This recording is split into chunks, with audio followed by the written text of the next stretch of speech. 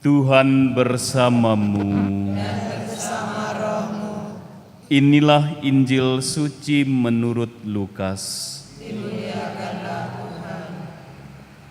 Pada waktu itu genaplah bulannya bagi Elisabet untuk bersalin, dan ia melahirkan seorang anak laki-laki. Ketika para tetangga serta sanak saudaranya mendengar bahwa Tuhan telah menunjukkan rahmat-Nya yang begitu besar kepada Elisabet, bersukacitalah mereka bersama-sama dengan dia. Maka datanglah mereka pada hari yang ke-8 untuk menyunatkan anak itu, dan mereka hendak menamai dia Sakaria menurut nama bapaknya. Tetapi Elisabet ibunya berkata, "Jangan, ia harus dinamai Yohanes." Kata mereka kepadanya, "Tidak ada di antara sanak saudaramu yang bernama demikian." Lalu mereka memberi isyarat kepada Sakaria untuk bertanya nama apa yang hendak ia berikan kepada anaknya itu. Sakaria meminta batu tulis lalu menuliskan kata-kata ini, "Namanya adalah Yohanes." Dan mereka pun heran semuanya. Seketika itu juga terbukalah mulut Sakaria dan terlepaslah lidahnya, lalu ia berkata-kata dan memuji Allah. Maka ketakutanlah semua orang yang tinggal di sekitarnya, dan segala peristiwa itu menjadi buah tutur di seluruh pegunungan Yudea. Semua yang mendengarnya merenungkannya dan berkata, "Menjadi apakah anak ini nanti? Sebab tangan Tuhan menyertai dia." Anak itu bertambah besar dan makin kuat rohnya. Ia kemudian tinggal di padang gurun, sampai tiba harinya ia harus menampakkan diri kepada Israel. Demikianlah sabda Tuhan.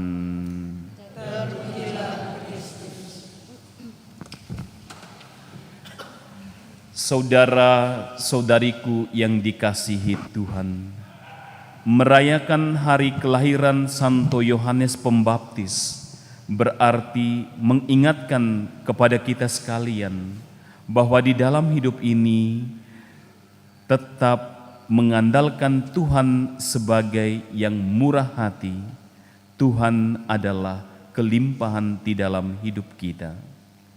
Yohanes Pembaptis, Nabi Allah, berjalan mendahului Tuhan untuk mempersiapkan jalan baginya. Menjadi apakah anak ini nantinya? Menjadi pertanyaan terdalam mereka, sebab tangan Tuhan menyertai dia. Menduga-duga antara meramal dan menafsir, tetapi ini menjadi perkara Tuhan Allah, siapa yang tahu. Maka untuk kita sekalian, pernahkah kamu bertanya apa arti namamu, sekedar berterima kasih kepada dirimu? Jangan sampai di tengah semua kesibukan dan tekanan hidup kita sehari-hari, kamu lupa bahwa diri sendiri layak diberi apresiasi.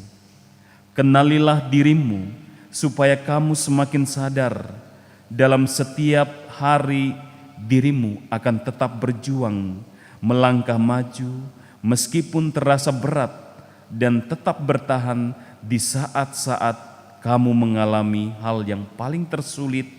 Sadarilah itu semua tanda bahwa Tuhan Allah murah hati untuk hidupmu.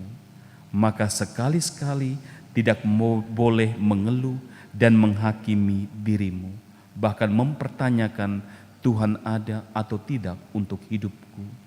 Sekali kamu mulai meragu-ragukan Tuhan, itu awal kamu tidak percaya kalau Tuhan berkuasa atas hidupmu. Maka melalui perayaan ini kita diajak untuk belajar bertahan untuk setiap peristiwa hidup kita. Belajar kuat saat ingin menangis, belajar tersenyum saat hati meminta untuk dipeluk. Di setiap titik terendahmu, di setiap perasaan semuanya akan runtuh.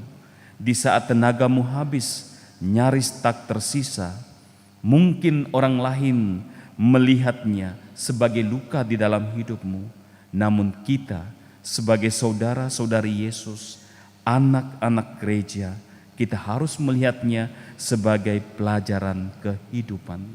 Sebab sekolah utama dalam hidup kita ialah tentang hidup sehari-hari. Inilah perjalanan iman kita. Tuhan Yesus memberkati kita sekalian.